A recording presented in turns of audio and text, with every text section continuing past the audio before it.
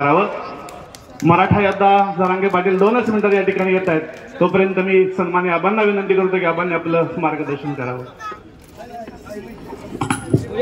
आबा एक मिनिट, मी भगीरथ दादांना पण विनंती करतो, त्यांनी स्टेजच्या समोर इथं येऊन बसायचं आहे। अनिल दादा सावंत यांना पण मी विनंती करतो, तुम्ही पुढे या बसायला। आपल्या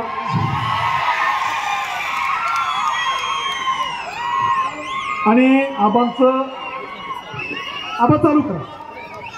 छत्रपती शिवाजी महाराज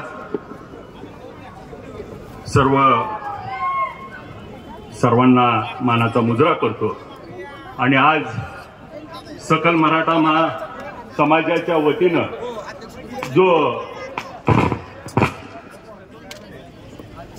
आरक्षणासाठी यज्ञ सुरू आहे, या यज्ञामध्ये मोठ्या संख्येनं या पंढरपूरमध्ये छत्रपती शिवाजी महाराज चौकामध्ये माझा समाज बांधव एक संघ एक दिलाने एकत्र आलाय आणि मग आरक्षण मिळण्यासाठी मनोज जरांगे पाटलांनी सुरू केलेला लढा, या लढ्याला आपल्या सगळ्याचा पाठिंबा आणि त्या ठिकाणी 14 तारखेला मोठा एकसंघ ताकदीनं तिथं उपस्थित राहण्याच्या आव्हानासाठी येत आहेत। मी मनोज जरांगे पाटलांचं त्या ठिकाणी अंतरवलीला जाऊन त्या ठिकाणी भेट घेतली।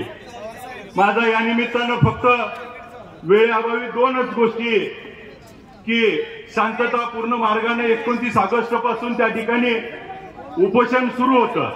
मग उपोषण सुरू असताना त्या गावामध्ये 10 जण उपोषण करत असताना सरकारनं त्या ठिकाणी एवढा मोठा 2500चा पोलिसांचा ताफा तिथं का पाठवला, हा सगळ्यात महत्वाचा या आंदोलनातला विषय। कारण 2500 पोलीसच तिथं गेले नसते तर लाठीचार्ज झाला नसता। तिथं माय माऊलीवरती, म्हाताऱ्या माणसावरती त्या ठिकाणी डोकी फोडली, आज छरे मारले, एकेकाला 35 छरे लागलेत, अशा घटना त्या ठिकाणी घडल्या। जर त्या ठिकाणी पोलीसच गेले नसते तर त्या ठिकाणी मग पोलीस नेमके कुणी पाठवले।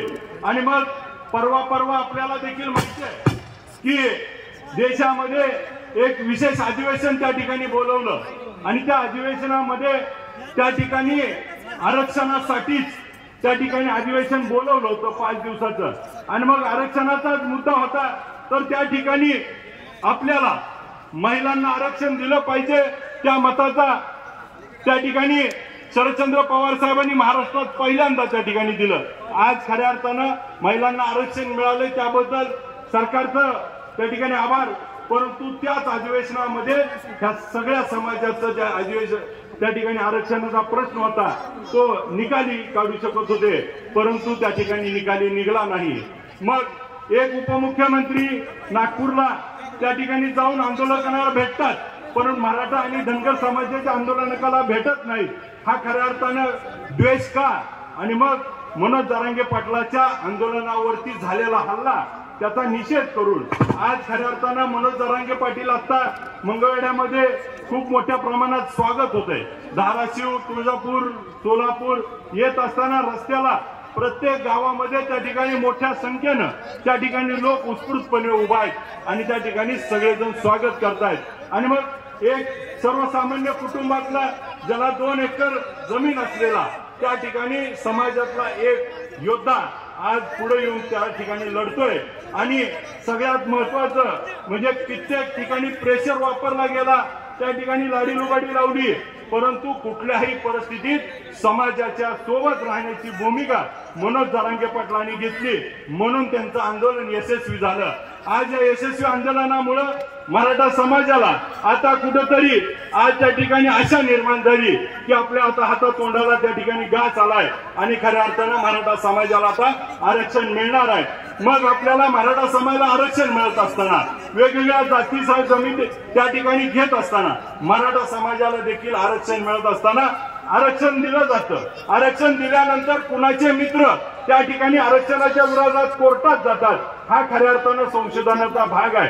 कारण आरक्षण प्रत्येक सरकारनं दिलं, 2013-14 साठी त्या ठिकाणी पृथ्वीराज चव्हाणांनी देखील दिलं, मागच्या काळात देखील आरक्षण देण्यात आलं, परंतु आरक्षणाच्या विरोधात